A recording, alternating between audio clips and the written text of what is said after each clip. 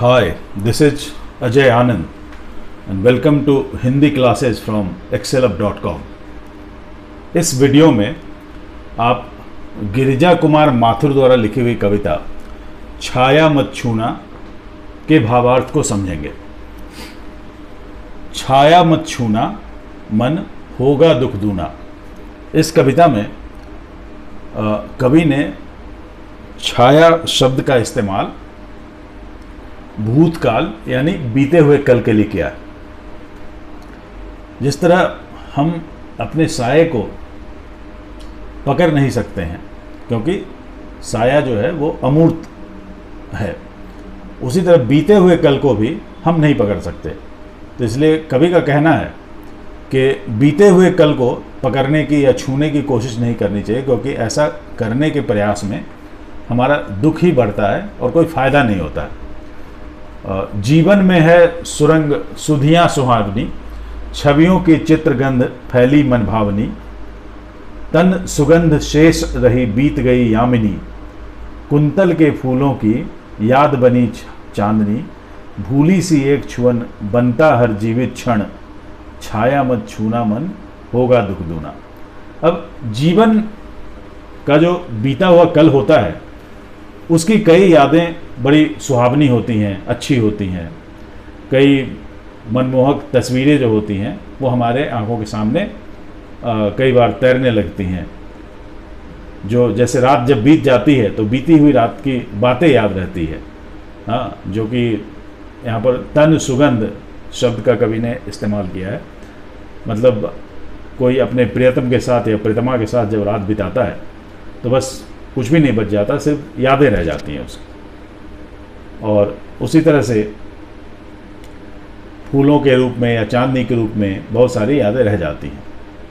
तो हर क्षण जो है, हर जीवित क्षण कोई ना कोई अपनी याद छोड़ कर जाता है, लेकिन उन सबको पकड़ने से कोई फ़ायदा नहीं होता। तो इसलिए बीते हुए कल को पकड़ने की कोशिश नहीं करनी चाहिए, क्योंकि उससे दुख ही बढ़ता है। यश है न वैभव है, मान है न सरमाया, जितना ही दौड़ा तू उतना ही भरमाया।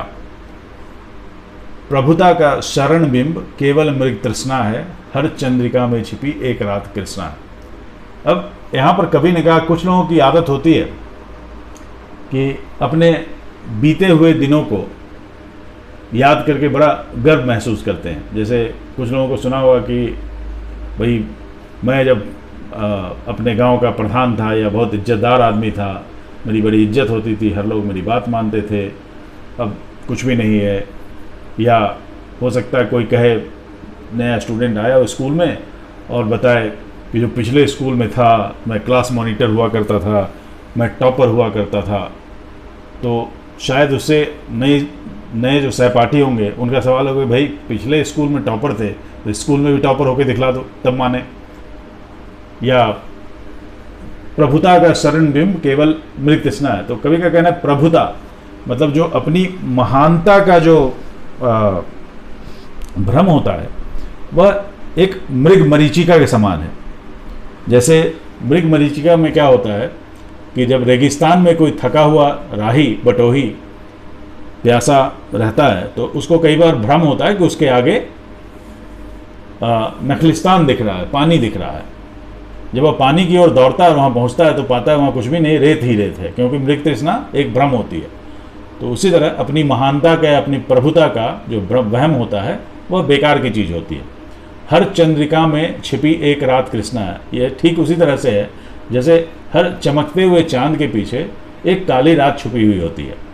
तो हमें सिर्फ चांद को नहीं देखना चाहिए, उसके पीछे की छुपी हुई काली रात को भी देखना चाहिए। जो है यथार्थ कठिन उसका तू कर पूजन। तो इसलिए कवि का कहना है कि बीते हुए कल की अच्छी अच्छी बातें करने के बजाय, उसके सुख में खोने की बजाय, आज वर्तमान में जो यथार्थ है, जो वास्तविकता है, हो सकता है वो कठिन हो, मुश्किल हो, लेकिन हमें उसका पूजन करना चाहिए, उसका वर्णन करना चाहिए, उसके बारे में सोचना चाहिए। क्योंकि जब हम वर्तमान पर अपना ध्यान केंद्रित करेंगे तभी हम अपना भविष्य अच्छा बना सकते हैं। दुविधा हत साहस है, दिखता है पंथ नहीं, देह सुखी हो पर मन के दुख का अंत नहीं।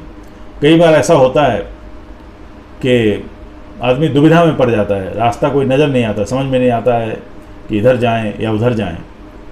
कई बार ऐसा होता है कि शरीर से तो आदमी निरोग होता है लेकिन मन में दुख ही दुख भरे होते हैं।